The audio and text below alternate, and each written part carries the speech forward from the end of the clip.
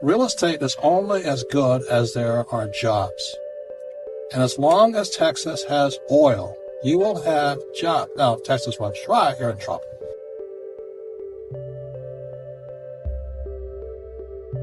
In my opinion, and according to my tax advisors and anybody who's in the know about real investing, there's nothing better than investing in real estate from debt and tax points of view. It is the best.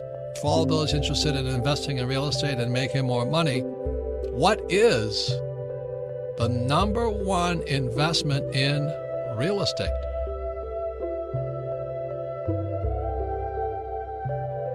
You know, real estate, people say, well, I'm investing in real estate. I go, well, what kind of real estate? You know, some people flip houses. Some people, I don't know what they do. They fix them up and then they re-rent them or whatever. There's millions and millions of ways. There's warehousing, there's golf courses, there's hotels, apartment houses. So the question is, what is the number one most important, most profitable, the investment to be, real estate investment to be in today? And that's our discussion. So Kim, what would that real estate, and what category of real estate would that be?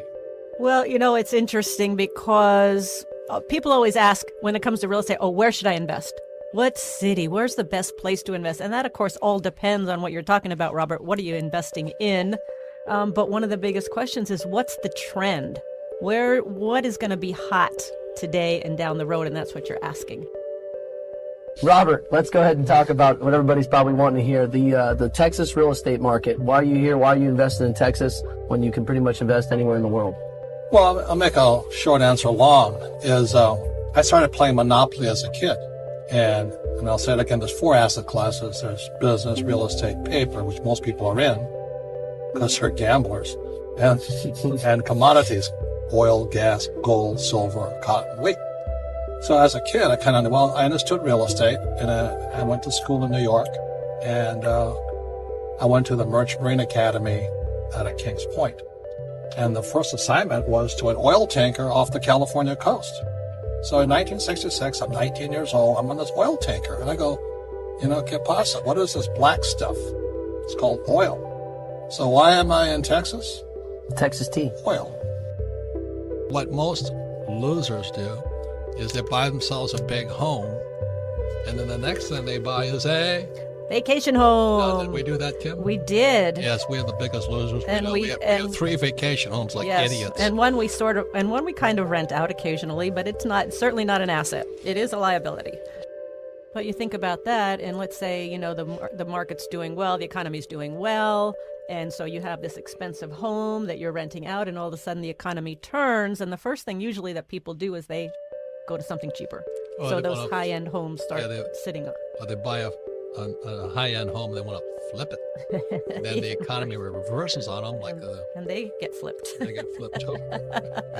Kim and I have had condos. They're almost worse than vacation homes. And the one reason is homeowners associations. Homeowners associations. And they often say, too, the last thing to become successful before the market turns are condominiums. Yep.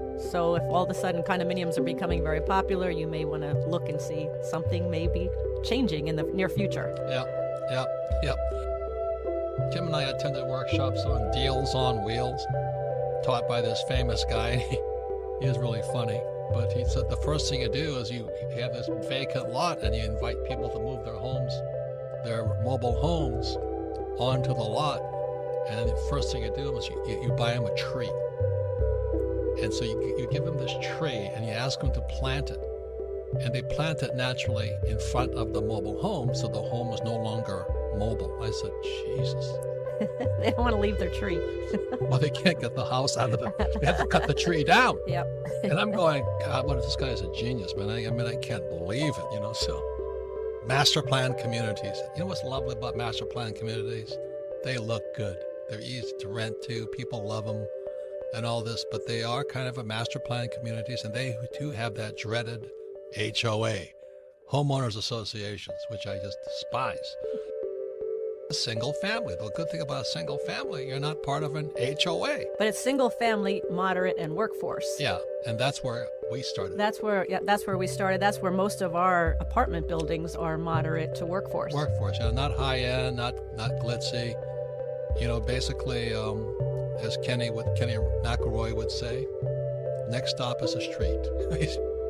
And if they don't pay the rent, they got no place else to go, unfortunately. So we take good care of them, but they take good care of us. And it's a good point, too, with the moderate workforce, because you got to, if you're going to be renting apartments or single-family homes, you want to make sure there's jobs, and people have a lot of jobs where that's the main criteria. So that makes a lot of sense. And if the market does turn, moderate to workforce is not, people may downsize to that. Right. So you always have a market for workforce. It's just above the street, as Kenny would say. They got no place else to go, and they're very happy to have a home and all this. And they generally, I would say, 60% are great tenants. 40% you got to watch got to put a guard dog around them. But anyway, they're good people. You've got to be a frickin' idiot. It is just common sense. Real estate is only as good as there are jobs. And as long as Texas has oil, you will have jobs. Now, if Texas runs dry, you're in trouble. Yes. But I don't think that's going to happen. So when people ask me where I invest, I don't invest in Hawaii, because Hawaii ain't got any oil. Pineapples. I learned my lesson. I'm on this tanker going, we're not going to Hawaii. We're delivering oil to Hawaii. We're not exporting from Hawaii. So Texas, Louisiana, Oklahoma. I buy apartment houses next to oil wells. You don't have to go to Harvard to figure that one out. As long as you got oil wells or, something like that, real estate is always based upon jobs. If you have no jobs, real estate drops like a rock in value. So that's why I love Texas. We have properties in Houston, Dallas, lots of Oklahoma, Louisiana, and those wonderful, wonderful mixed, it's just fabulous stuff. And they keep burning that stuff. They just keep burning. And every time they have plastic, these plastic water glass jugs, whatever they are, there's oil. The plastic in your car is oil. Rubber in your car is oil. Everywhere there's oil. So as long as people will use oil, there's an economy and there are jobs. It's like, look at Manhattan right now. Everybody's laying everybody off. Suddenly, Manhattan real estate's dropping in value. Why is that? Because there's no jobs. So always remember this. It's always about jobs. And then if you have oil, you'll always have jobs. It's not rocket science. The trick with being a real estate investor, you have to buy something that puts money in your pocket every month and keeps going up in value, hopefully.